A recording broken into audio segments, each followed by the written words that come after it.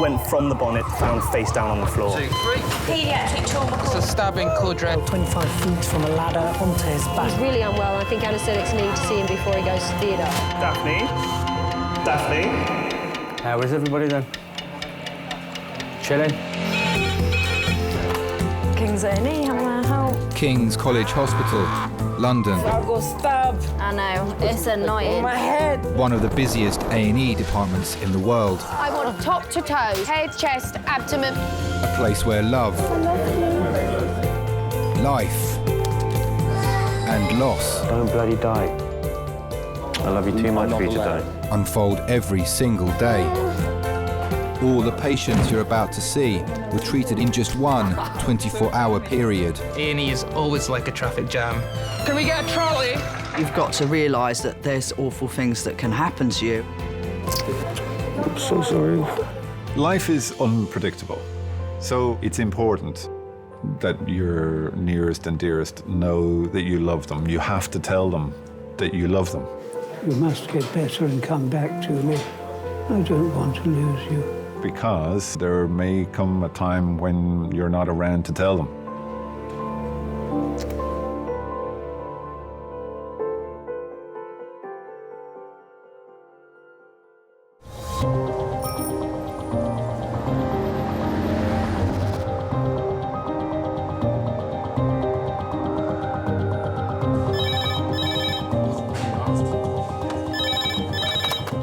Resource Kings.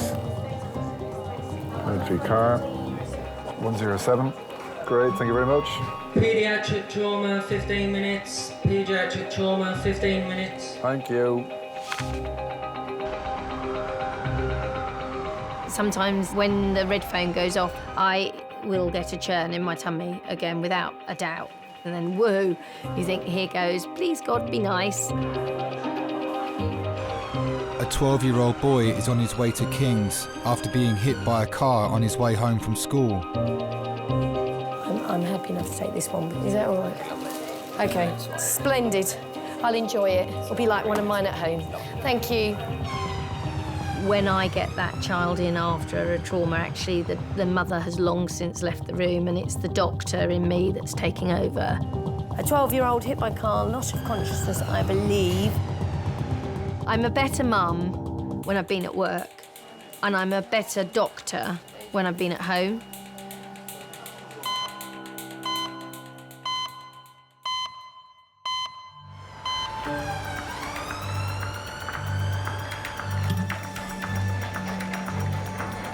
Schoolboy Eddie is accompanied by his sister Chloe, whilst his mum is trying to get to King's from a day out in central London. I'm Dr. Hobson, one of the A&E consultants. If we get the patient transferred over, I'll take handover after that, please. Respect. Hello, are you sister? Are you the accompanying person? No, OK. Right. What's the story? Nice and loud, if you could, please. Right, this is Eddie, he's 12. Hello, Eddie. He's been involved in an RTA. He ran across the road and a car hit him. He has hit the front centre of the bonnet, gone up in the air, hit the windscreen, bullseye the windscreen, somersaulted at least twice. Okay. Was he walking on scene? No. No, OK, so he was on the ground just that time. Chest down, fine. You can get more emotionally involved with the children. I guess I go instantly upper grade. You just have to look at the size of a child and then imagine a car going into it. It's like a peanut getting flicked across the road. And does he remember anything after the bump on the windscreen? Still. Look at me. Thank you. Remembers being hit by the car, remembers being on the roadside, so there's a few moments lost of consciousness. If they bullseyed the windscreen, the body comes rolling down onto the bonnet, and of course, with the movement of the car forward, it's then flicked off, usually at an angle, and at that point, the spine will end up across the curb. I'd be concerned about the back being broken or a neck being broken. Has he got any pain anywhere? Please, can we ask Kate if he's got any pain? Thank you. Orthopaedics, isn't it? Thank you. Your ankle's a bit sore, is it? Which one? The right one. Right. Eddie, is there pain anywhere when I do that? OK, I'm just going to have a quick listen. There's no such thing as an isolated head injury hit by a car. All right, sweetheart, you're doing really well, Eddie. And Antonino. Right. Eddie, Mum will be on her way. I'd have the day off work. I was uptown with my friend Julie, it was her 50th. Eddie rang me at 4:10, said, I'm OK, Mum, I'm going to go straight home, Nanny's going to meet me there. Charlie then rang me to say he was home from work. Then Chloe rang me and I said to Julie, oh, look, all three of my children ringing me, did it? And as I picked the phone up to Chloe, she said, Mum, Eddie's been run over. Is there anything there? Eddie, hold it together, sweetheart. You've been a superstar. I thought he was dead and then no one would tell me. I just wanted to get there because I just wasn't convinced he was OK. I didn't want it to be my Eddie, and that sounds really selfish. OK, now, Eddie, does your head hurt? Not much, OK? But your head hit the windscreen of the car, all right? So I'm on the commuter train, I'm crying, I'm shouting at my friend. Nothing moved fast enough. The train didn't come fast enough. We got to New Cross and the cab office was closed. 1, 2, 3, roll. In your mind, no one understands when you need to get there because until I physically saw Ed, I wasn't going to be happy. Any pain? Good boy, nice and loud. Do you feel touching here? Yes. Yeah, give it a squeeze. Touching here? Good boy. Well done, Eddie. It was horrible because I wasn't there. And it was the one day I wasn't there. 1, 2, 3, roll.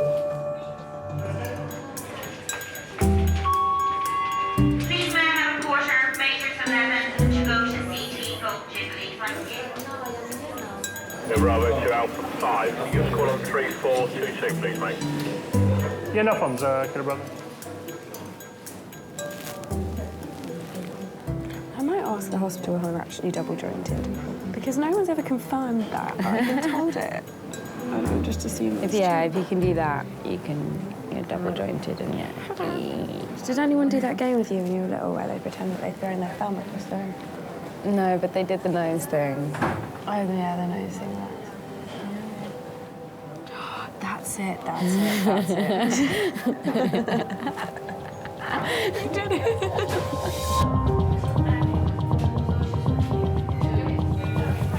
Anna, let's do the chest and the pelvis, then the CT head and neck, then you can go from the CT round to the for the ankle.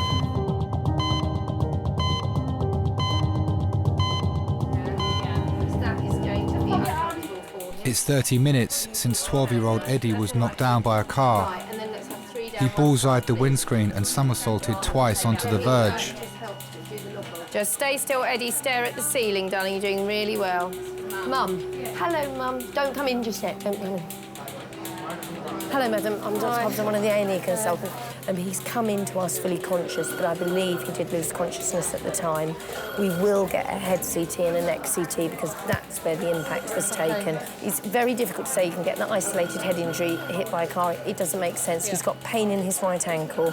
So I will do the significant things first and then we'll go searching around for little breaks here and there. Is that all right? You can go in and kiss him and talk to him, but you lean over him, you go to him. Don't expect him to come to you. Is that all right? What's your name, by the way? Justine. I just went in there thinking, oh my God, I hope my baby's okay and they've not lied to me.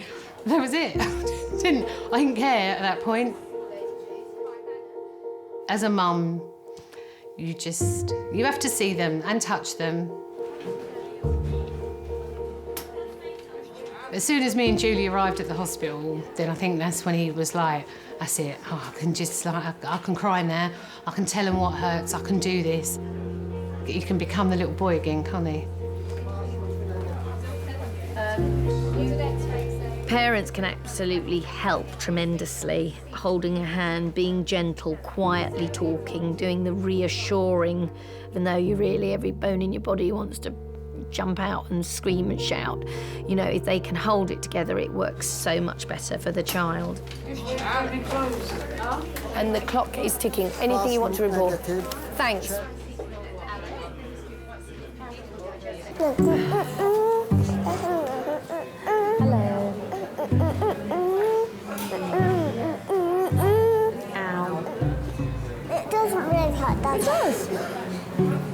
Does this hurt?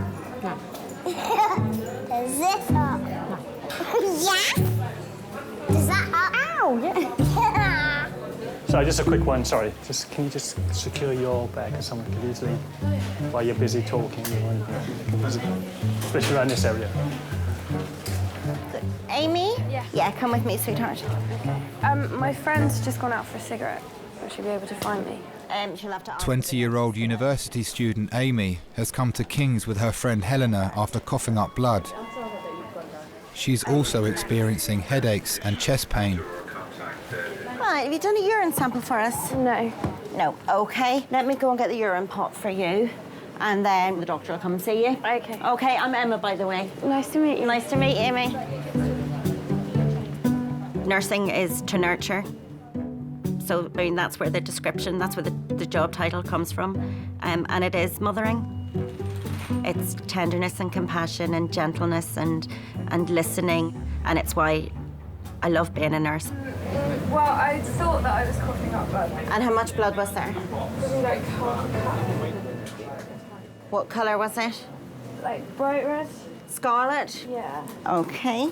Ever happened before? A tiny bit before, like I cough up phlegm and there'd be like a tiny bit, but never anything like that. Been treated for a chest infection recently? No. Felt like you've had a chest infection? Yeah, I have asthma. Okay. I don't have any inhalers at the moment. Right.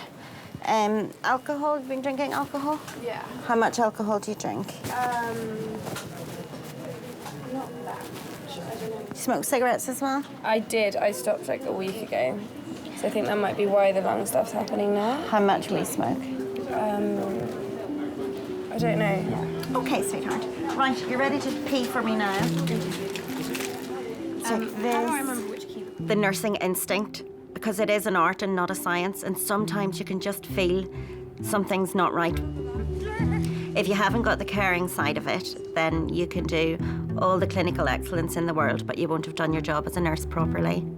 So do you live in a shared house or what? I have a roommate, but he never actually comes back. He only comes back really drunk once a week, so I basically live alone, which is nice. Are you at school or college or uni? It's the first time away from home? Yeah. Did your mother used to pick up your inhalers for you? Yeah. Yes. And she used to get me my repeat prescriptions for everything. And used to nag you about it, and Yeah, I think I know what might be wrong with you. It's just mummy syndrome. I just need my mummy. That's what you need.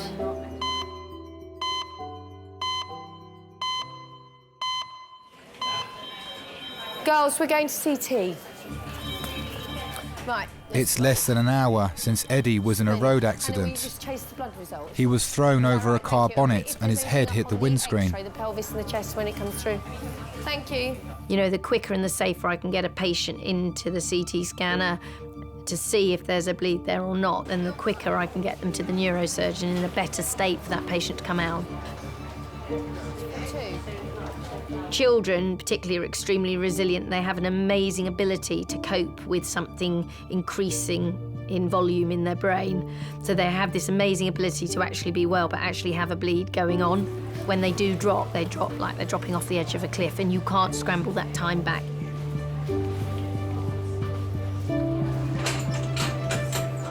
Eddie, we're going to slide you over. All right, darling, I need your nose looking at that ceiling, and I don't want your head wobbled from side to side.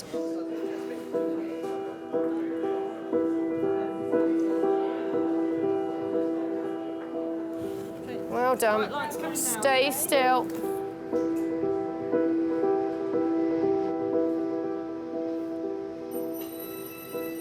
I had Eddie at home in the living room, on a stormy night. Came out with his arm wrapped round his neck, and I named him after my dad. So he's Edward, really, but he's always been Eddie. They don't know how lucky they are, do they, these children? What is it, occipital where he's... No, it's here, parietal. He is very accident-prone. He's cut his finger off when he was 22 months old and had to have plastic surgery. This was Eddie's 4th trip to A&E by a blue light. There's It's an awful big injury to be somersaulted twice at that size if it was really doing 20 miles an hour. But there's something not right about that.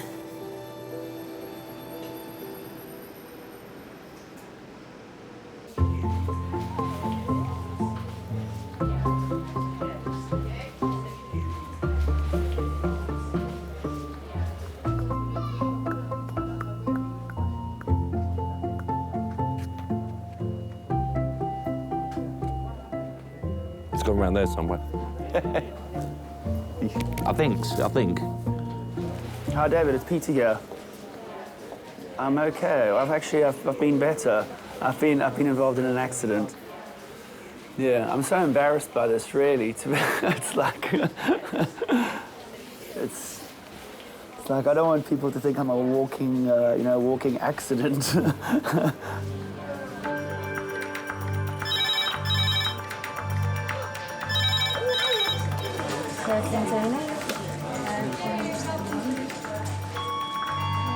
Aldred for 2 minutes. That's Aldred for 2 minutes.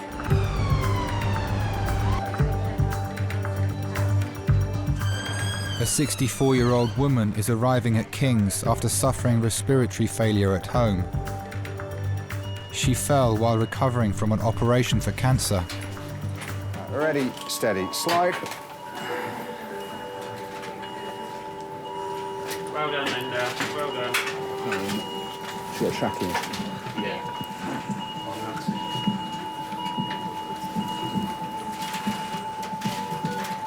So tracky's out, that's right. Essentially, a tracheostomy is a hole that's made in your windpipe, your trachea. And it's made there to help allow you to breathe, really, and to ventilate. Sorry, Linda. I'll be a second. I just want to make the trachea back in the right position. Without immediate help with her breathing tube, Linda is in danger of suffocating. I'm sorry, Dan.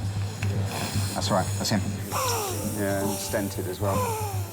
Often the tracheostomy is part of an operation if someone's got cancer of the larynx, where the larynx, the upper part of the airway, has to be removed. Okay, we're just going to pop a bit of oxygen back on them. And obviously, if they've had their larynx removed as well, their vocal cords are gone, they can't speak. Is that better, Linda? Yeah, sorry. That's all fine now, that's in the right place. I think If we can just get a pillow. Yeah, just a pillow just to pop under her head as well. So tell me how you first got sick. I had trouble swallowing. I couldn't eat anything solid. Then I had trouble swallowing liquids. And the doctor took one look and said I had cancer of the throat. And it had wrapped around my voice box. And that it would all have to go. Now it's gone. How long have you had the trachea, Linda? 3 years? No. 3 weeks? How did that news hit you? Like a shovel round the back of the head. Because I couldn't imagine not being able to talk. Right, your trachea was quite a long way out and very blocked, and I'm sorry I had to push it back in to make off, but hopefully it's helping you breathe now. I know it's not very nice when you have them popped in like that. Okay, is your breathing more comfortable now?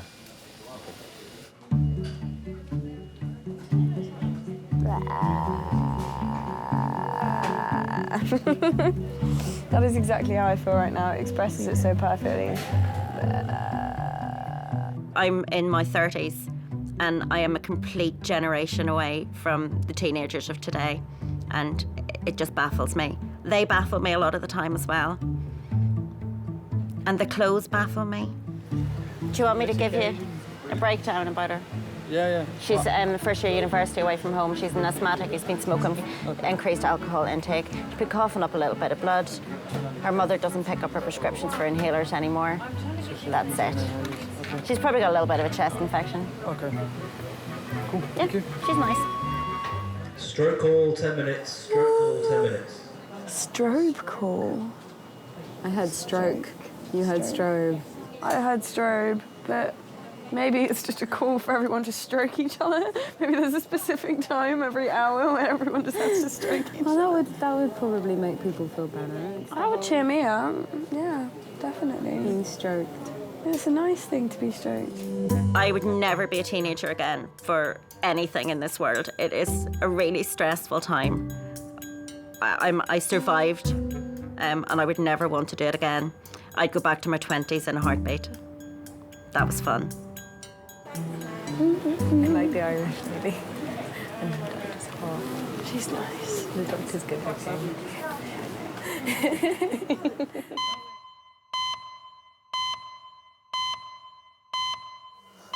The cut is, oh look. His blazer's cutting everything. Is it? Yep. Don't really care. Eddie's sister Chloe and mum Justine are waiting for Eddie to return from his CT scan. Doctors are concerned that he may have sustained a bleed on the brain after being hit by a car.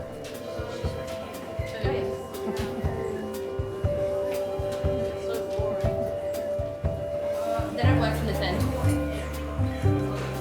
Apparently I was a gymnast today. Wish I did some cartwheels, front flips and Yes, everything. so you're a very, very lucky boy. Yeah. And the lights were working and they were green and you ran across them. Don't think I don't know. I had a good shot because I broke the windscreen. Yeah, it's not funny, is it? Hey. Chloe, it's a great shot. I saw the windscreen. Ching.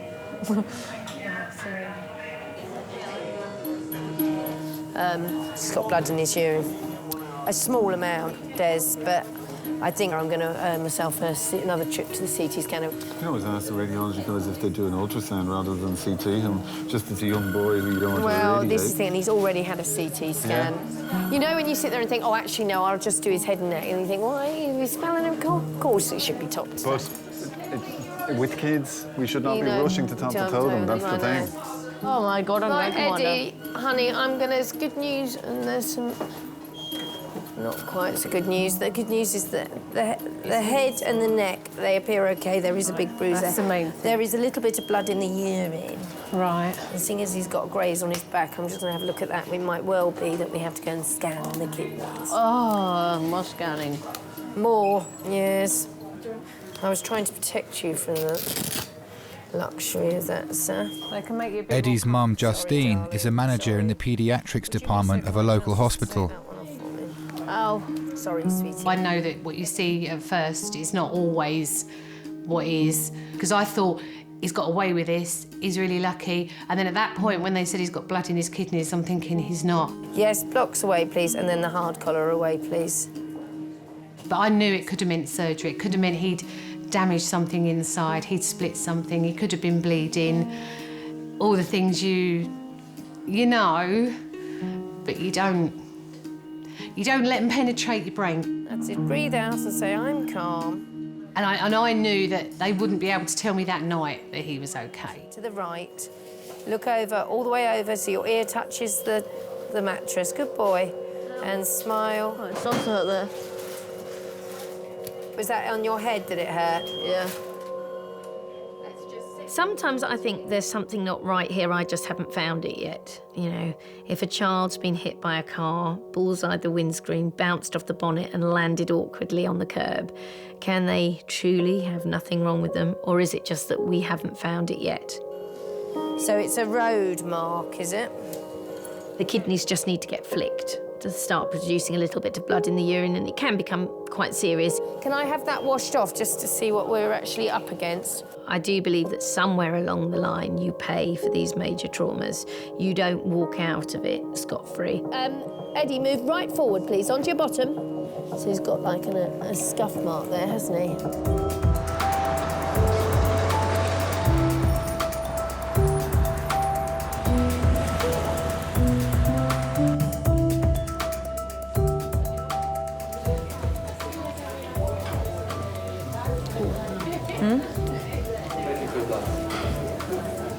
Stitches. I didn't done.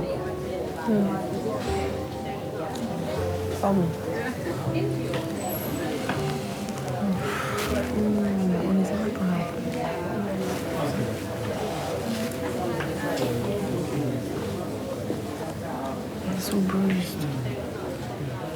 thank you so much. Okay, see you in a bit, bye.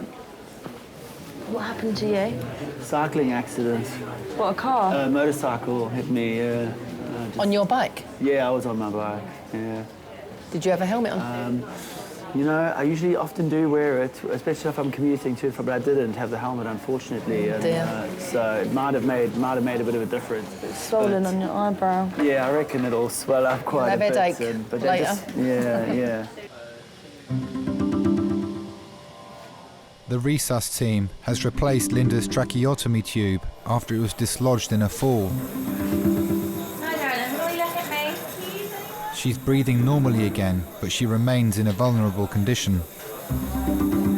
It's only 3 weeks since she had a major operation to remove a cancerous growth, as well as her voice box.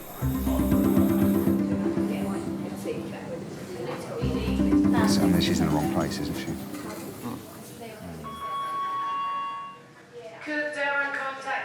I mean, she's clearly had quite a big neck dissection as well. Well, the thing is, she's got chest infection or something like that.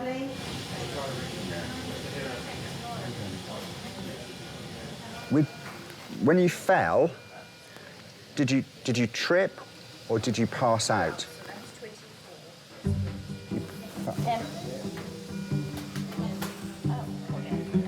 A lot of the nurses are used to people without voice boxes, so they're quite good at lip reading. The doctors are lousy at it. Have you got a headache now? Nasty bang there. But is it harder to kind of express how you're feeling? I can bang just like the rest of them. And quite often they say to me to stop shouting. Are you happy if we do some blood tests on you, or do you not want us to? Don't mind, okay.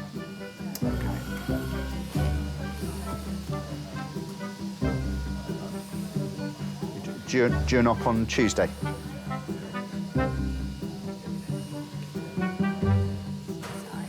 Okay, I'll leave you my pen. I'll get you some more paper as well if you want to write something down, okay? Do people treat you like a bit of an idiot sometimes?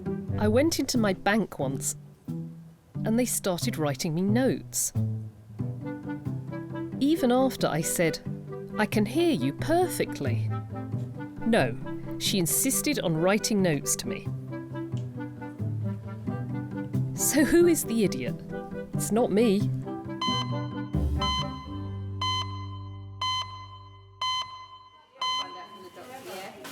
I haven't eaten since like 9 o'clock. Why did you not have lunch?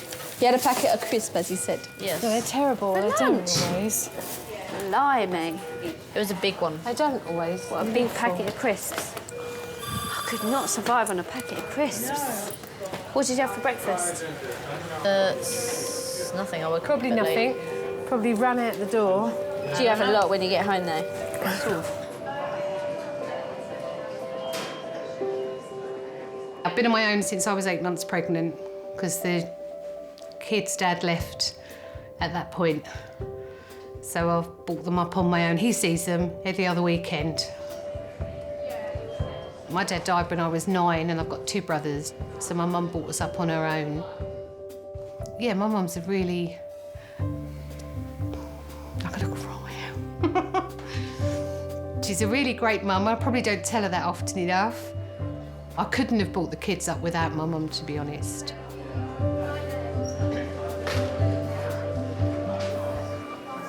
Right, next. Despite his earlier head and neck scan being clear, Liz has decided the blood in Eddie's urine needs further urgent investigation. Justine. Yeah. He has got some surface marking on his back there from the road, and he's got a little bit of blood in his urine. Yeah. Now, we can sit and wait and watch and look at that. Or I can offer him up to the CT scanner. We'll get him through the CT, just check out the outline of his kidney, check all's all right. In truth, that's where I think we should go with this. Yeah, just because he's had a very significant history of injury. He's got some road grazing there, and he's got a small amount of blood in his urine. But I don't want something coming and catching you 2 or 3 months down the line. Being a parent is simply the hardest job out there. The trouble with children is they don't learn by being taught or being told things, they learn by experience. And with that experience is the risk of injury, and so often awful things happen. They're children, and children will do what children do simply because they're children. Thanks, CT. I was trying to be cautious initially just because of the fact he's had them before and he's a child. Eddie is about to have his second CT scan in less than 2 hours.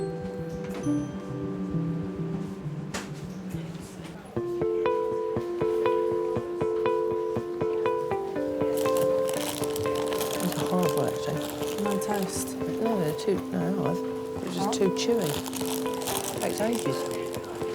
20-year-old Courtney has been sent to King's by her optician, who has detected an unusual swelling behind her eyes.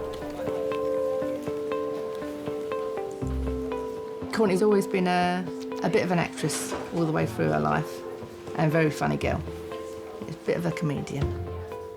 The social life is brilliant. Well, brilliant every payday, and then it sort of dwindles out until the next payday. She lives life to the full. She loves festivals and concerts and just generally going to the pub. Yeah, I'm not staying in overnight. You never see her at a weekend. She's always out. OK, Courtney. Look, please go this way. Have a seat just here. So the eyes can tell us an awful lot about what's going on. People may go blind in one eye, go blind in a certain area of one eye, which may indicate something going on further back in the brain. They may have had a stroke, they may have a tumour. Lean forward just there for me. Is we have optic nerves that connect our eyes to the brain. And if there is pressure around that nerve, you can see that pressure as an effect on what's called the optic disc. That may say to you, the pressure in the brain could be raised. I've already spoken to the medical team. They're going to admit you, and you're going to have a scan of your head to rule out anything there. And they're most likely going to try and do a lumbar puncture to see the pressure. No. A raised intracranial pressure is not good. If your pressure inside your brain goes up, it's harder to get blood and oxygen and nutrients up into the brain, and your brain will become damaged from that. I think we was a bit dumbfounded when we walked out of that room and she just started crying. I don't think I even knew what to do. I even thought then, why are you crying? It's just fluid behind your eyes. I don't know whether I was self-consciously thinking, don't cry, because then she's going to feel even worse. It's not good. She's got to stay here. There's pressure in the back of her eyes, so something's pushing against the back of her eyes, basically. So until they do a CT scan, they're not going to know what's there. She's crying her eyes out.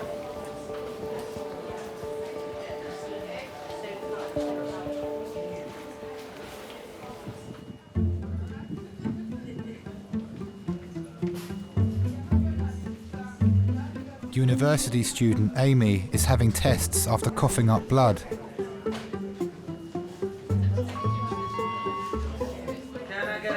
I think when people leave home and mummy's no longer taking care of them, they don't realise that they have to take that responsibility on themselves. But it is about teaching your child as a teenager how to be independent, how to look after themselves, how to look after their health, and I think most of all, how to take responsibility.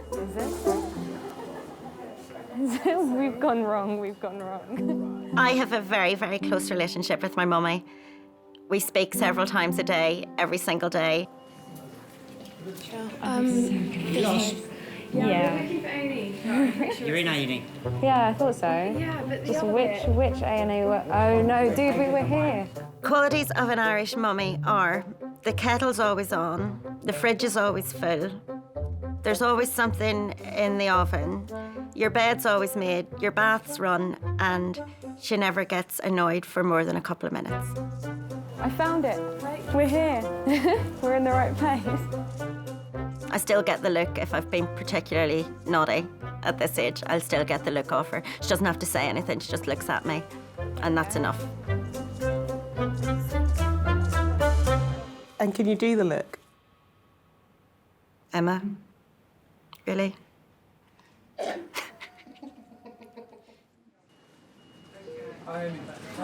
Just take a look at your blood results. There is one of the results are a bit deranged, which shows any... Amy's results show signs of a chest infection on top of her asthma, so she's being kept in King's overnight for observation.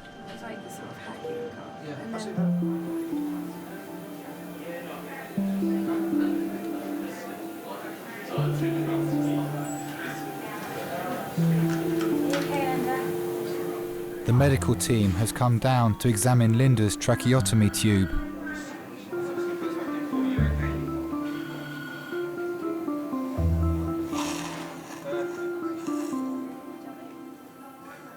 Tell me a little bit about your family.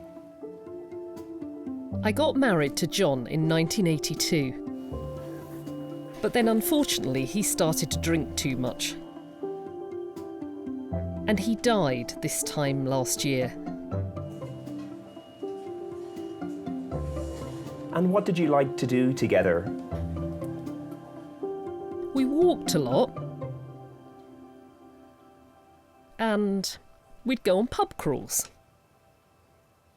And have one in each pub. You miss having him around? Oh yes. I didn't think I would, but I miss him terribly. And of course, I got this 2 months after he died.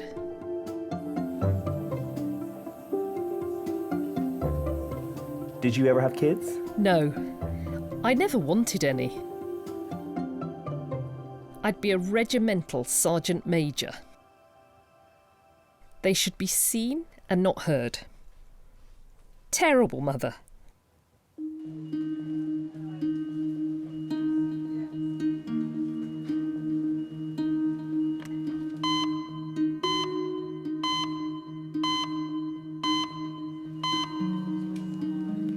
I don't know how long I'm going to be at hospital, but she's going to have majority of the tests tonight. But we don't, because it's so busy here, we don't know. Hold on, let me ask her what she needs. What do you need, Courtney? Oh, I don't know if I've got to stay in or not. You Some have got pyjamas. Right, some pyjamas. Deodorant. Oh, and deodorant. Right, her 2 phone chargers are on the floor. She's got 2 phones. She doesn't know how long she's going to be in here. Mum. Oh, right. 9 o'clock. All right then, I'll see you later. I've got to go. Right. Courtney's having a series of tests to discover what's causing the increased pressure in her brain. X-ray? Where is that? This? Yeah. You just think about things that might be going to happen later on. How am I going to cope if she's got cancer? Further down the line, is she going to go? And what's going to be happening to her? I think everyone would think like that. I think I was not showing that at all. I think I was just well, for your child, she's still your child, so you just think of that, really. She's your child, you've got to be strong. If it was something to do with me, I wouldn't cope at all. I'm a bit of a baby, but I think it took over because she was my child. So I think you realise what you've got when you think you're going to lose somebody. I think you realise who you've got in your life.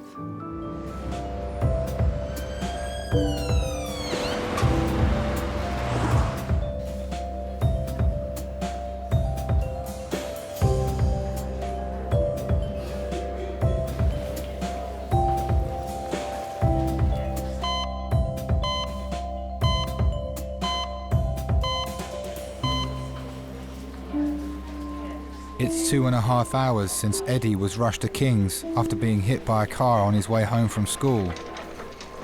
He's had a second CT scan after doctors became concerned when blood was found in his urine. Provisionally, that looks okay, Mum. I know the orthopaedic doctor's been thinking about worrying about the... She said, I can't pin anything on him at the moment, all right? You know, and it's a really remarkable story that he's had. Unbelievable, so I'm very isn't it? cautious, ladies, if we can say that. I think it's like anything. You don't think it's going to happen to you. Eddie would never have thought it would have happened to him. I'm a lucky lad. You are. Very lucky lad. You want to have learnt your lesson big time. Kids don't. You just don't. You just think, yeah, I'll make that. That's easy. So I want to put him overnight on the ward. It might be in the morning something will crystallise that we need to look at. But we know the main nuts and bullets of everything in there are good. OK. When you're older, you think of the damage it can do. You think of the impact, you think how much it hurt. But when you're a kid, you don't, because you just don't. You don't think it's going to happen, so you don't think of what could happen if it did happen.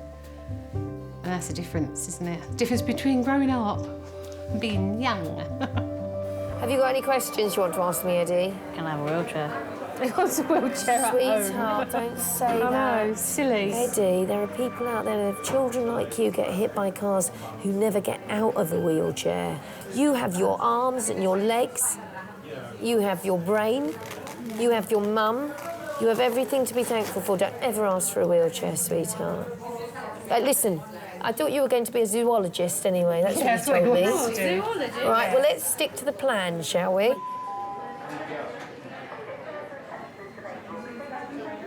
"5 hours after Linda collapsed at home, her condition has stabilised, but her tracheotomy tube is still getting blocked. She's due another operation on her throat in 4 days' time. She's blocking up again? Yeah. I've got a feeling we're going to keep her. Linda, I'm worried this is going to keep blocking up. And I just wonder if it's sensible that we keep you in hospital. So I suppose the way I'm looking at it is a couple of days well spent now may save you a lot of bother in terms of them missing the operation and what have you. I'd love to get you home, but I just don't think it's safe. Sorry. Okay.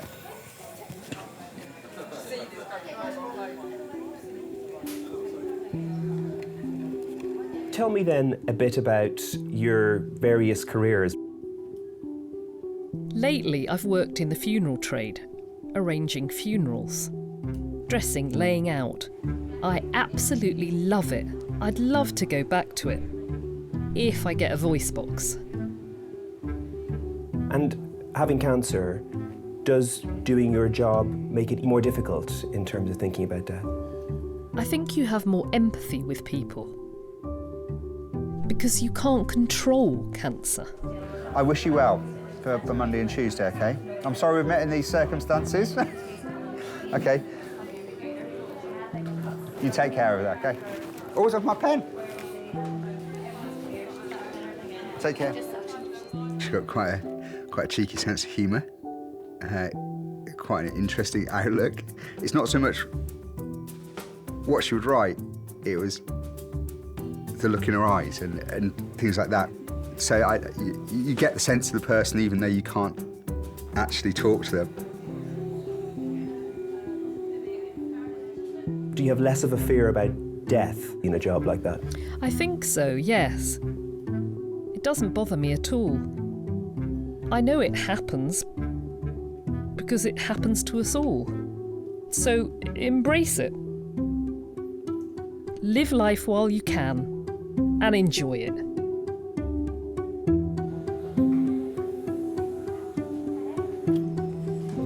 Linda is being transferred to Guy's Hospital, ready for her next operation.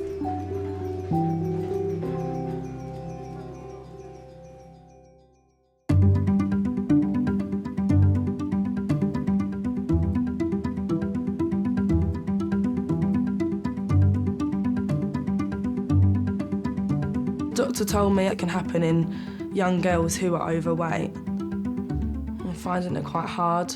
I do like my food and to have a beer, but him telling me that has made me put on more weight, I think, anyway. So I just need to go to the gym and exercise. Courtney never takes notice of anybody. You can all give your opinions and Courtney will do exactly what she wants to do. So tell her to diet and she'll eat more.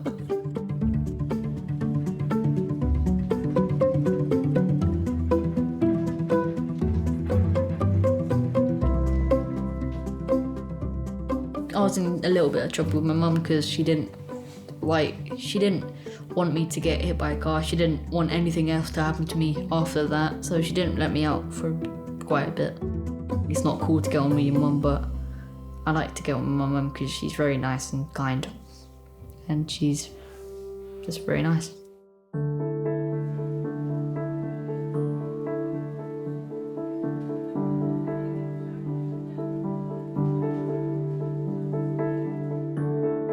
I know you've had a few cheeky brandies through that tube. I have. That was Andy Murray's fault. When he won, I started crying my eyes out, and I don't know why. And I thought, I've got to celebrate. So I bought myself a very large brandy and lemonade. Luckily, I had my tube, and I thoroughly enjoyed it.